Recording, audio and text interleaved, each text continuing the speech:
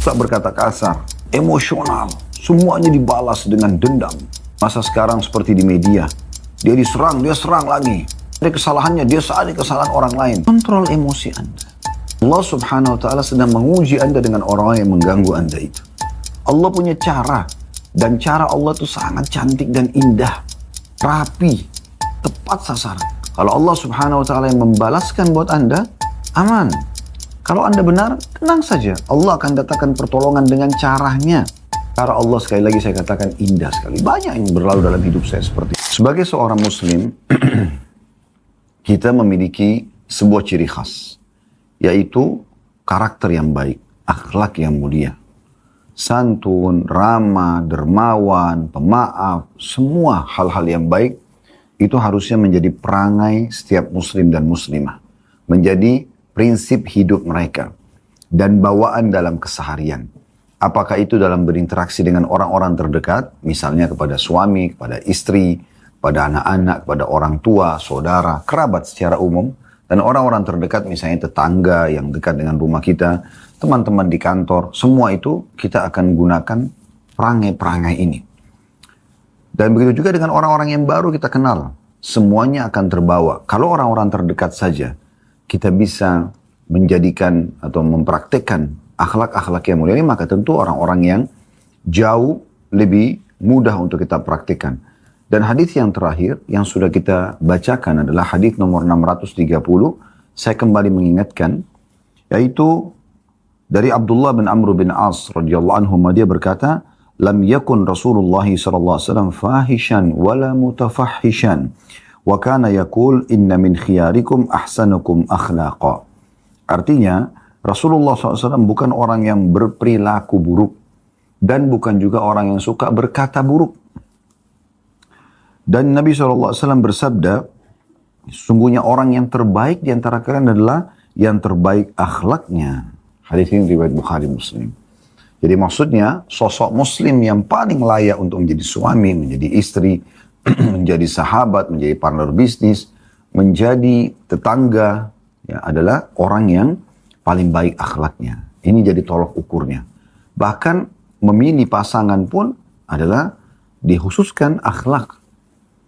Kata Nabi SAW kepada para wanita dan walinya, "Idza ja'akum man tardawna dinahu wa khuluqah."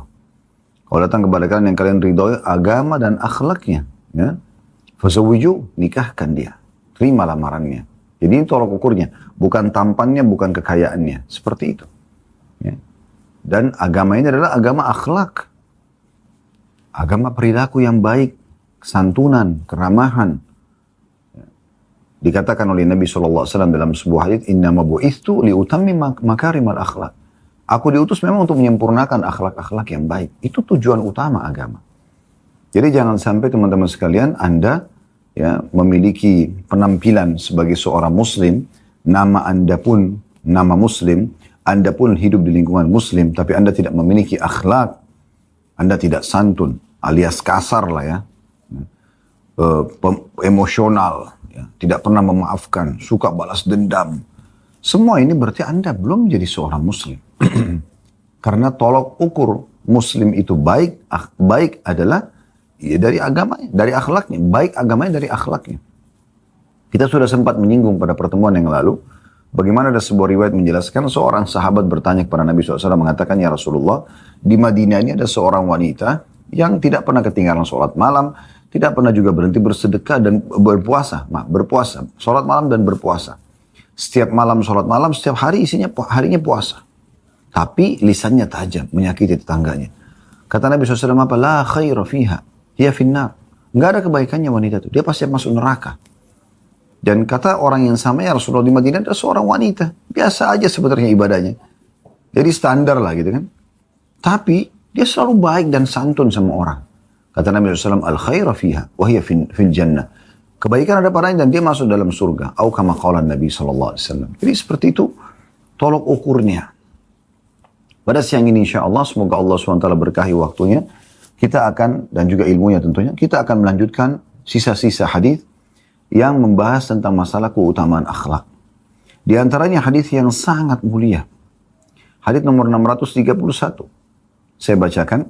Dari Abu Darda radhiyallahu anhu bahwa Nabi SAW bersabda, "Ma min syai'in athqalu fi mizanil 'abdil mu'mini yawmal qiyamati min husnil khuluq wa inna Allaha yubghidul fahishal badhi." Hadis ini diriwayatkan oleh Tirmidzi dan beliau mengatakan hasan sahih.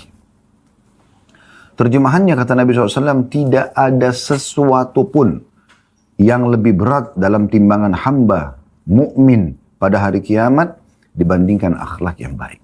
Jadi subhanallah, akhlak yang baik adalah amal saleh yang paling berat timbangannya hari kiamat. Anda bisa bayangkan, berarti menjadi tolok ukur baiknya sosok muslim itu dari akhlaknya.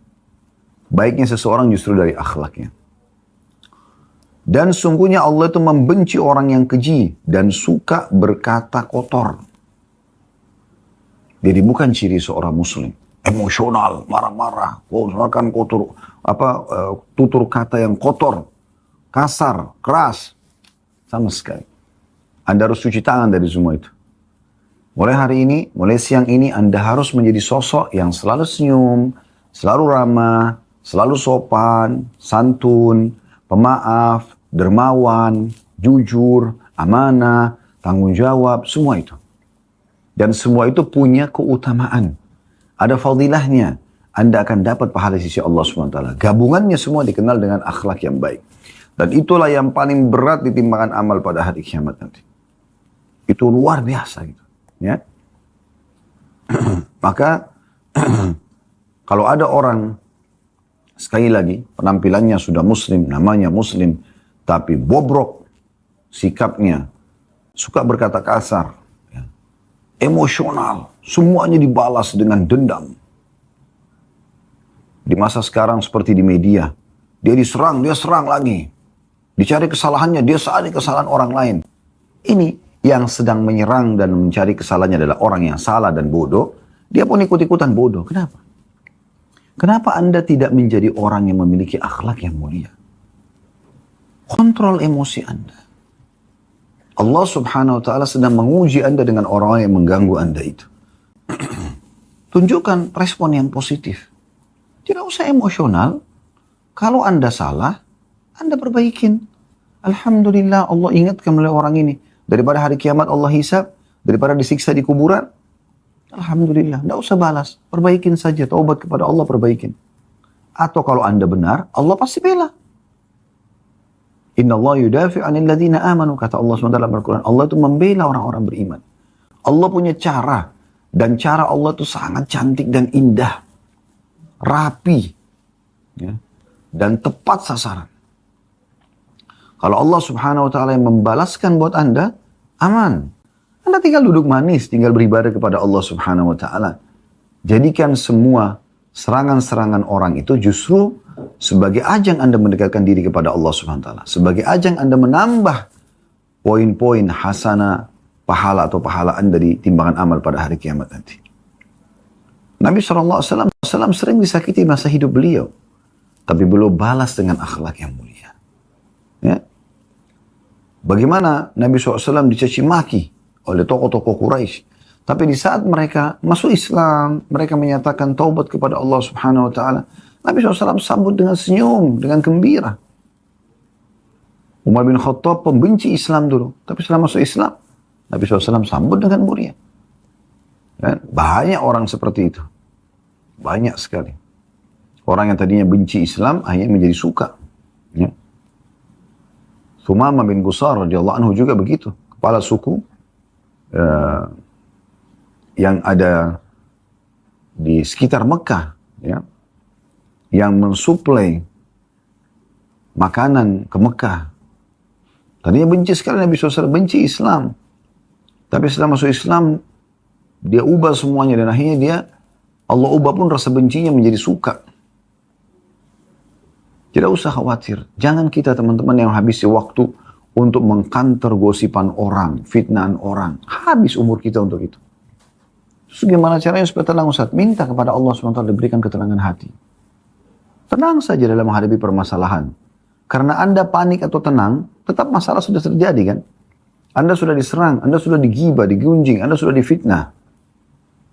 Udah, saya sudah katakan tadi, solusinya kalau Anda salah, Anda memohon ampun kepada Allah SWT, jadikan itu sebagai teguran dari Allah melalui orang itu. Nanti Allah punya cara memperbaiki nama Anda. Kalau Anda benar, tenang saja. Allah akan datangkan pertolongan dengan caranya.